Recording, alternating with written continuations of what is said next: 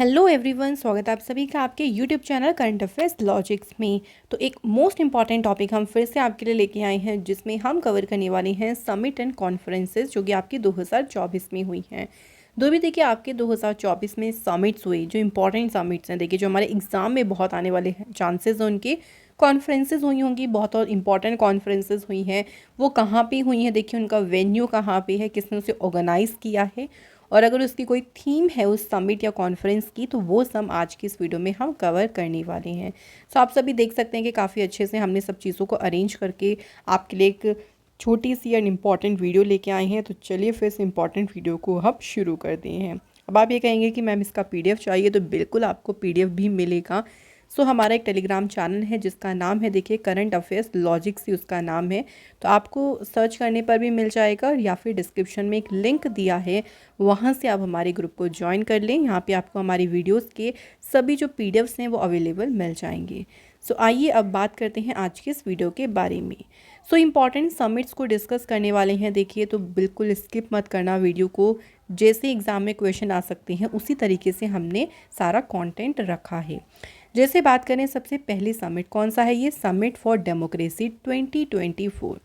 Question किस तरह से बन सकता है, थोड़ा सा आपको आइडिया दे देती हूँ। क्वेश्चन ये पूछ सकते हैं कि जो समिट फॉर डेमोक्रेसी हुआ है, ये समिट कहाँ हुआ, यानी इसका वेन्यू पूछा जा सकता है। तो ये समिट कहाँ पे हुआ है, देखिए सियोल साउथ कोरिया में। तो पहला आंसर क्लियर हो गया, समिट फॉर डेमोक्रेसी कहाँ ऑर्गेनाइज हुआ, सियोल साउथ कोरिया में। सेकेंड क्वेश्चन था कि इसे ऑर्गेनाइज किसने किया, ये ऑर्गेनाइज किया गया है साउथ कोरिया के president Yoon Suk Yeol. Okay, second question. Third question है कि इसकी थीम आप लोगों से पूछ सकते हैं कि समिट फॉर डेमोक्रेसी 2024 की थीम क्या रही है। तो इसकी आप थीम देख सकते हैं, डेमोक्रेसी फॉर फ्यूचर जनरेशंस। तो ये इसकी थीम रही। तो इस तरह से हमारा जो क्वेश्चन है वो एग्ज़ाम में आ सकता है। तो अगर आप इन सभी पॉइंट्स को देखिए अच्छे से कवर कर लेंगे, तो किसी भी तरह से क्वेश्चन पूछे डजेंट मैटर, आप इजीली उन क्वेश्चंस को हैंडल कर सकती हैं। सो क्लियर हो गया। अगर बात करें समिट के थोड़े से बारे में, तो देखिए इसका मेन ऑब्जेक्टिव क्या था, यानी ये क्यों देखिए समिट किया गया था। To renew democracy at home and confront autocracies abroad, यानी घरेलू स्तर पर लोकतंत्र को नवीनीकृत करना और विदेशों में निरंकुश शासन का मुकाबला करना। इसी पर्पज़ से जो है ये समिट ऑर्गेनाइज किया गया था। कहाँ पे, याद रखेंगे, सियोल साउथ कोरिया में। चलिए क्लियर हो गया फ्रेंड्स, आगे बढ़ते हैं। नेक्स्ट बात करते हैं जो कि है 2024 का ब्रिक्स। वेरी इंपॉर्टेंट, इसको तो अच्छे से मार्क करेंगे ब्रिक्स के बारे में। तो 2024 की बात करें अगर ब्रिक्स की, तो ये समिट कहाँ पे हुआ था, रशिया में हुआ था। और 2024 में इसका कौन सा एडिशन हुआ था, ये बहुत इंपॉर्टेंट है, 16th एडिशन हुआ था। अगर हम ब्रिक्स की बात करते हैं चलिए थोड़ी सी, तो ब्रिक्स जो है ना, इसकी शुरुआत कब हुई थी। देखिए जब ये शुरू हुआ था ना, जब इसकी स्थापना हुई थी, तब इसको ब्रिक कहा जाता था। सिर्फ इसमें 4 कंट्रीज थी, ब्राज़ील, रशिया, इंडिया और चाइना। तो ब्रिक्स से जो है इसकी शुरुआत हुई थी। और अगर बात करते हैं कि इसकी शुरुआत कब हुई थी, देखिए तो फ्रेंड्स 2009 में जो है फ्रेंड्स इसकी शुरुआत हुई थी। इसके बाद इसमें देखिए 2010 की अगर बात करते हैं, तो एक और कंट्री जो है इसमें ऐड हुई, जो कि थी साउथ अफ्रीका। और उसके बाद इसको क्या कहने लगे, उसके बाद इसका नाम हो गया BRICS. Brazil, Russia, India, China और साउथ अफ्रीका। तो क्वेश्चन में कई बार ये भी बन जाता है कि ब्रिक्स या ब्रिक कंट्री में साउथ अफ्रीका कब ऐड ऑन हुआ था, 2010 में ये ऐड हुआ था।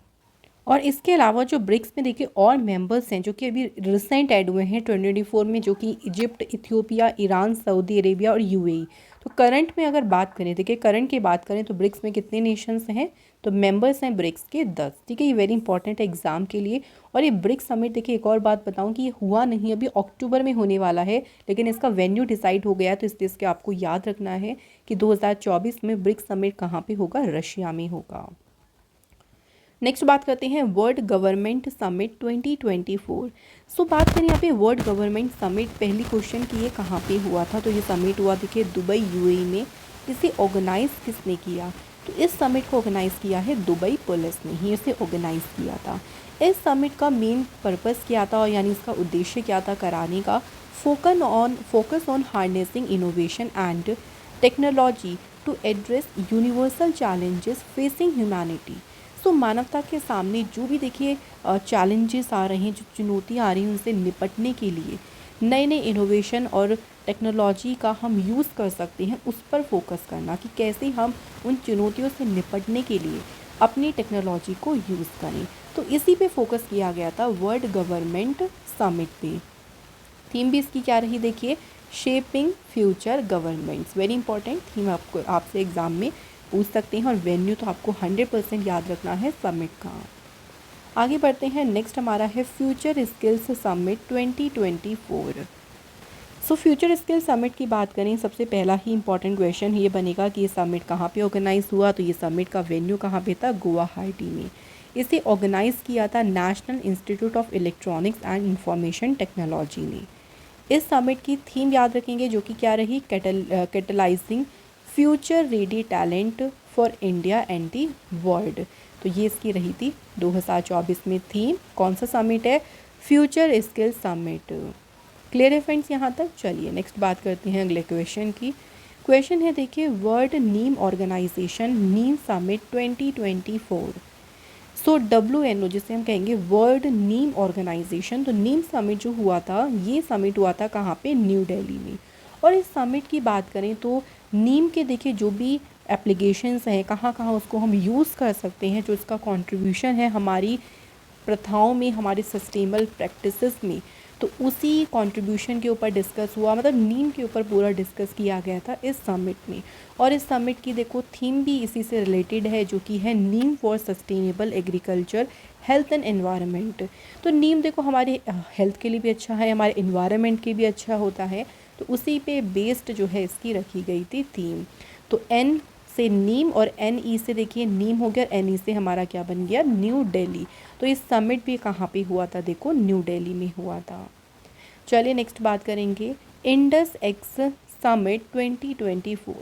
इंडस एक्स का क्या मतलब है, देखो India US, IND India, US से USA हो गया, डिफेंस एक्सलरेशन इकोसिस्टम समिट। तो जो इंडस एक्स समिट है ये आपका कहाँ पे हुआ था, तो न्यू दिल्ली में जो है ये समिट हुआ था। तो IND से आप यहाँ पे आइडिया ले लो, IND मतलब इंडिया, और इंडिया की कैपिटल न्यू दिल्ली में समिट हुआ था। इस समिट का मेन उद्देश्य क्या था देखिए, to advance defence innovation and collaboration between India and US।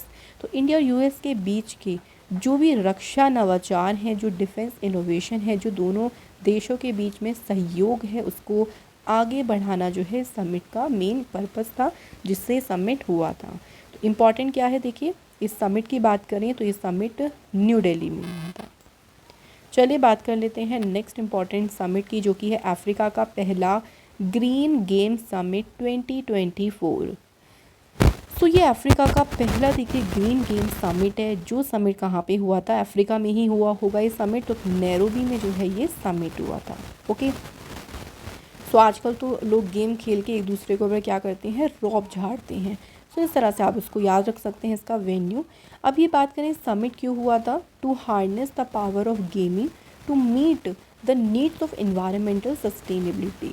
तो इसका मेन उद्देश्य क्या था कि पर्यावरणीय स्थिरता की ज़रूरतों को पूरा करने के लिए जो गेमिंग की शक्ति है, जो गेमिंग की पावर है, उसको यूज़ करना, कि कैसे हम गेम को यूज़ करके अपने एनवायरनमेंट की ज़रूरतों को पूरा कर सकते हैं। तो ये था इस समिट का मेन ऑब्जेक्टिव। और समिट कहाँ पे हुआ था, देखो नैरोबी में हुआ था। चलिए नेक्स्ट बात करते हैं, वर्ल्ड पुलिस समिट 2024।